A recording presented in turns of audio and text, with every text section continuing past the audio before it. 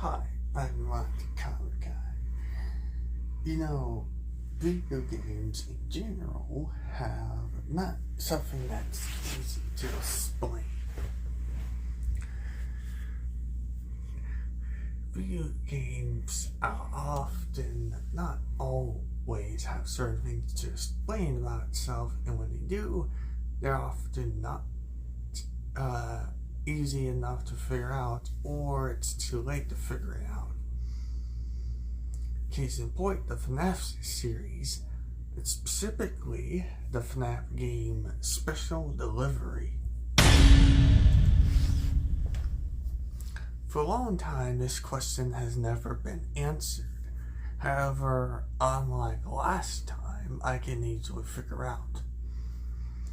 Yes, today I'm finally getting an actual confirmed and actual clear answer of the question: who is the FNAF AR or Special Delivery protagonist? No, really, that's the question. Like, who is this guy that's surviving against animatronics in his own home?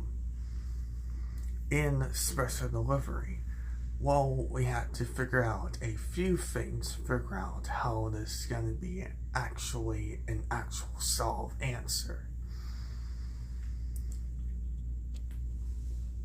Firstly, we have to look at the voice lines of the animatronics.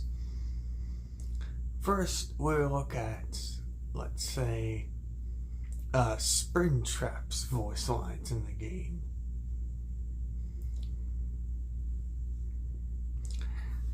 And one of the first things we notice is that he copies certain other voice lines from UCN,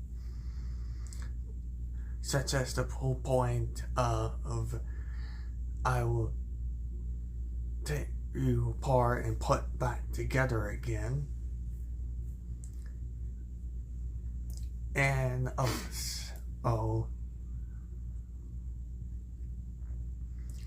So other voice lines that he said. And then we look at Freddy Fazbear, aka the title character himself, where one of the voice lines he says, "Round and round we go, where we're going nobody knows." Or how about the fact that he even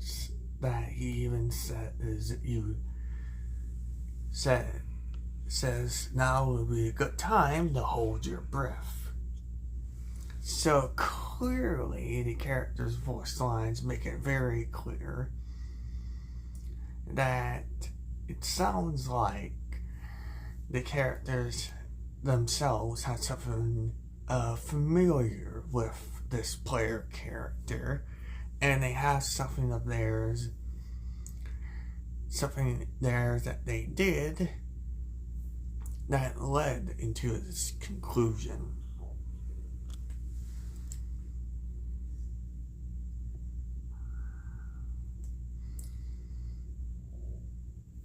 But where would we go for evidence of this?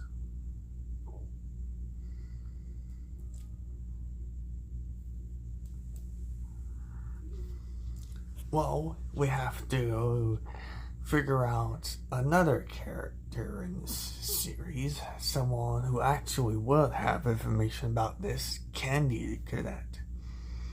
Specifically, his 3 stories about 5 things becoming one thing. I know he's guessing multi-MCI, but when you really think about it,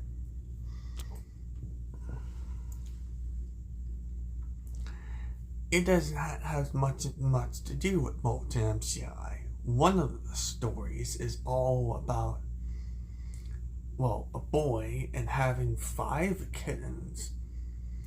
And unfortunate thing happened to them where he needed the 5 kittens together to make one and put it into a shoebox.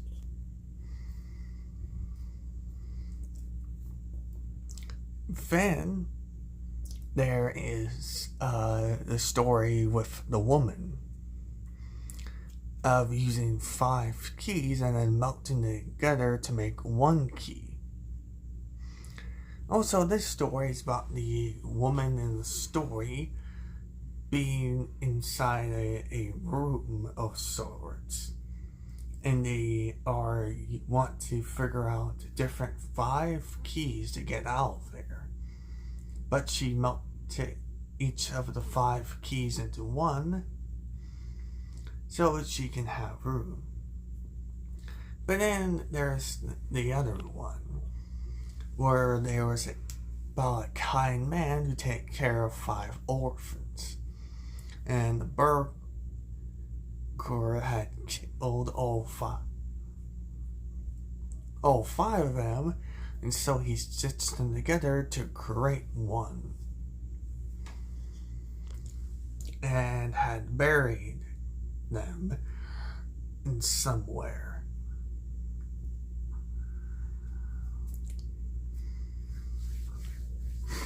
Now the one where the woman melt together 5 keys into 1, that's clearly something a reference to more so of Michael Afton and his idea of him surviving against the animatronics in the first game as Mike Schmidt, and also melting the keys together to make 1.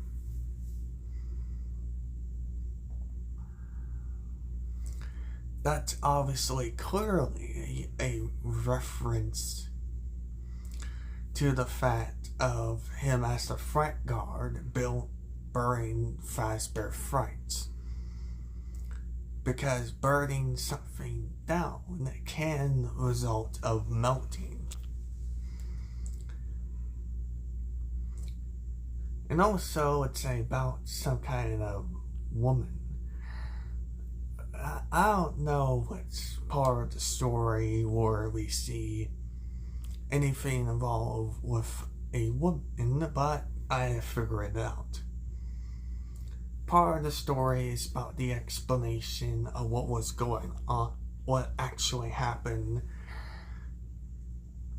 to one of the characters from the FNAF 4 minigames. Specifically, the one that wears orange and has orange hair and green eyes.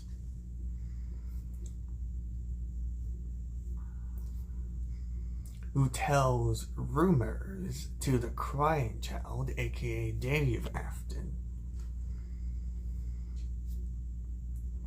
So, that's one part of the story involved that has something to do with Michael Afton, and that the woman part of it is about the explanation of what was going on with the scene. With the scene of a certain character, aka the unknown or unnamed girl character in the FNAF 4 minigame, and of the one that's wearing orange and has green eyes. And then we have the second story, or the other story about the 5 kittens stitched together to make 1 kitten and was put into a shoebox. The 5 kittens part is actually about the few animatronics that are confirmed to be part of the restaurant of Chica's Party World.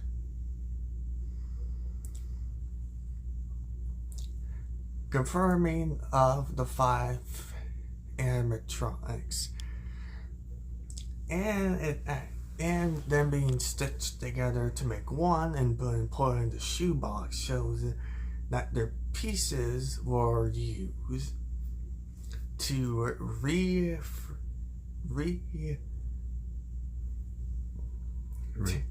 Go ahead. furthest the crying child and formed him into Shadow Freddy. And the shoebox, the shoebox is actually talking about the actual FNAF 4 box and what's actually in it. And what's actually in the FNAF 4 box is already been confirmed by this story of Kenny to get. The story confirms what's in the FNAF 4 box is what happens to the crying child, aka Dave after his death. And that he was used pieces of the animatronics from Chica's Party World to reform into Shadow Freddy. Yeah, it confirms that Shadow Freddy is a reformed version of the crying child. And that in order to do that, each 5 of the animatronics from Chica's Party World must use pieces of themselves to reform the crying child into Shadow Freddy.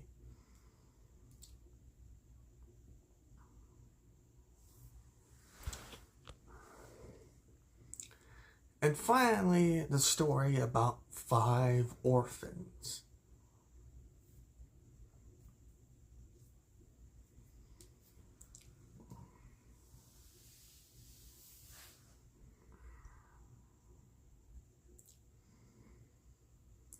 The kind man is actually represent whoever built the animatronics from Chica's Party World.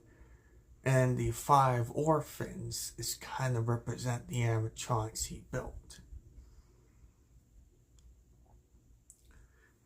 Them being stitched together to make one and being buried shows that there was an unfortunate incident that happened while the restaurant where he built those animatronics were already been used.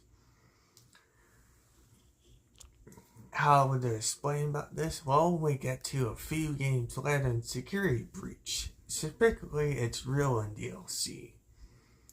About a mother keeping away from a monster.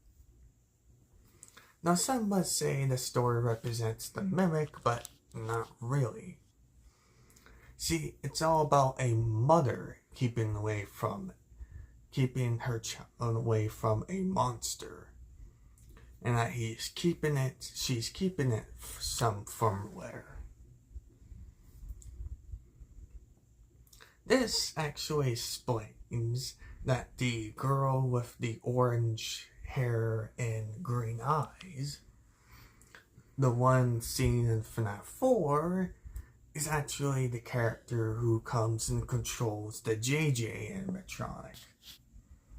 And that the mother part is that she was trying to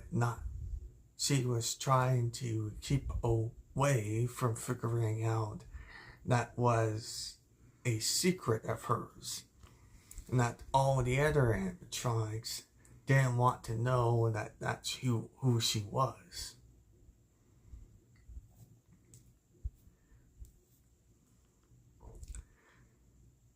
And that her keeping away the monster actually explains about special delivery.